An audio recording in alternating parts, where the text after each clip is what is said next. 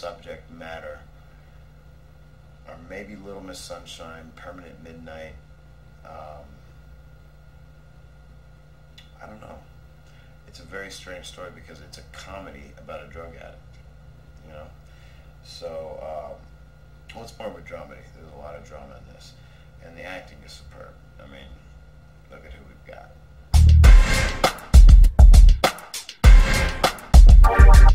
Some of the most inspirational moments where I think music and film, you know, combined, just made my skin, you know, my hair stand up. Martin Scorsese is like the greatest rock and roll director of all time.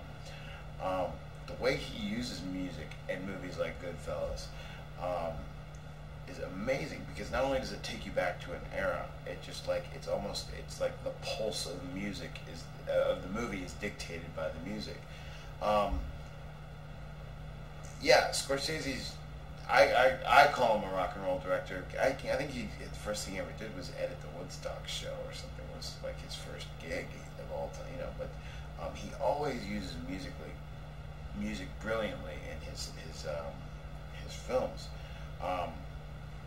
Oliver Stone did the same thing, not only in terms of marking time and place, but just like giving people a feeling. You know, I can't remember what movie. You know, I think it was and Blow did a good job of doing that too. But I think it was. Well, I can't recall a specific song, but Scorsese's the man when it comes to, you know, rock and roll and movies. Then, in terms of like some of the most beautiful scores, like William and I had always thought, like, God, the score of Braveheart just like added so much to that music. It was already a beautifully photographed and acted film, but like the score was just gorgeous, man. It made some of the scenes, you know, so much more intimate and so much more beautiful. And then you integrate that with sound design, and it's amazing. You know, I think about the scene in The Untouchables where De Palma just drops out the sound, and you know, it's just this echoing thing as the baby cart is going down the steps, and you know, Andy Garcia's line with gun up in the guy's mouth, Costner's running for the, and it's like, and then you know, the score and the sound just like bleeds in, and it's like, those are the moments that, like, when I saw that sequence, I said, Jesus, I gotta make a movie. This is amazing, you know, between the slow motion, the acting, the sound design, the score, it was amazing, man. And that's like one of those moments in film where everything came together and it was just insane, you know. And then a much more recent film, the jarring visuals and the beautiful score by Clint, I can't remember his name, and Kronos Quartet and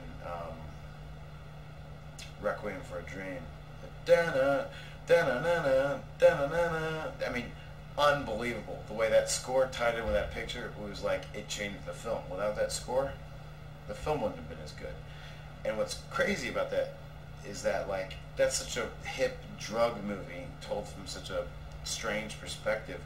They used that same score in the Lord of the Rings trailer, and it was just as brilliant.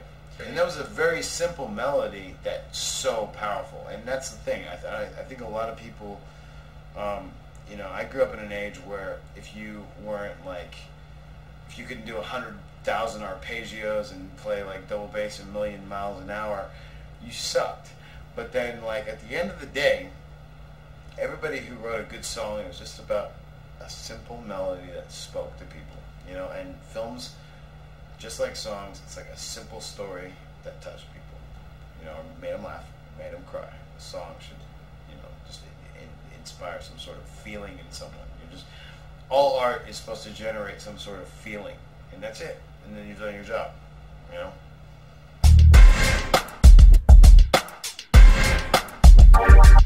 I think it would be really cool if more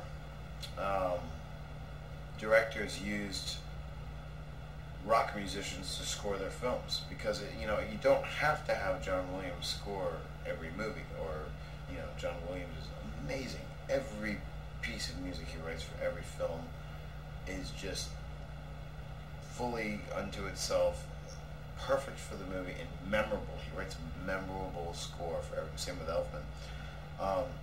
But it's really cool when rock musicians do scores for movies because it's a whole different take too. A rock musician spots a movie a lot different, I think, than a composer would, you know, because I think, you know, rock musicians, we are used to sort of jamming something out, you know, rather than just a little something here, a little something here, maybe a little ambience creeps in here, a little string thing, and a couple of hits, you know. And that's why I feel real lucky to be working with Joe, because I think very much as a rock musician scoring a movie. And Joe has both. He's been in rock bands, and then he also has a background in conducting and orchestration. And we both play totally different instruments. I'm a drummer, and I screw around on the sequencers and play a little bit of guitar. He plays a lot of guitar, and he plays a lot of, he's an amazing pianist, as well as he reads and writes music. I just, you know, it's all in here for me. I can't, you know, I don't know A from F, you know.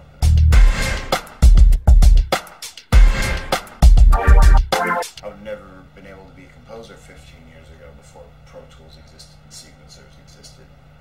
You know, I just wouldn't have been able to do it. You know, I can sit down at a keyboard and sequence an entire thing, and then bring it into Pro Tools, and it's a piece of score. Whereas, like, you know, guys used to have to sit there and watch the picture and write out their ideas and play it on the piano. Well, I can't play piano, you know, so, I mean, I can get around a little bit, but, like, I could never play an entire piece. You know, if I had to play keyboard live, it'd be the most hilarious thing you've ever seen, you know. But then again, you know, the digital age has opened up a lot. In many ways, I think it's ruined cinema with photography, because digital photography looks terrible, in my opinion.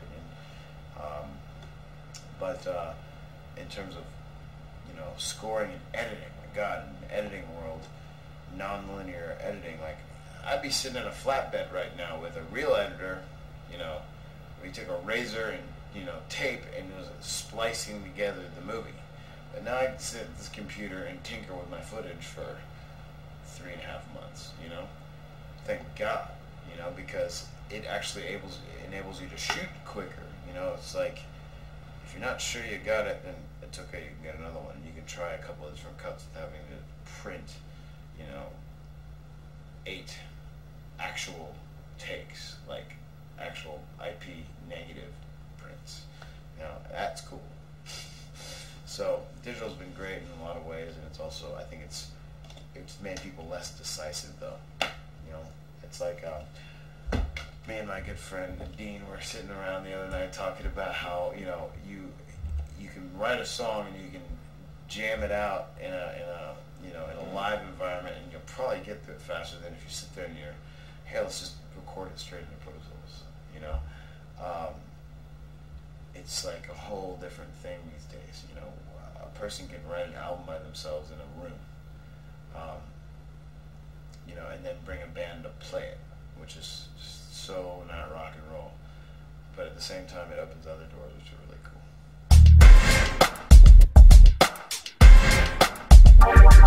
I'm Mark David. I'm a director, and thank you for checking out myhitonline.com.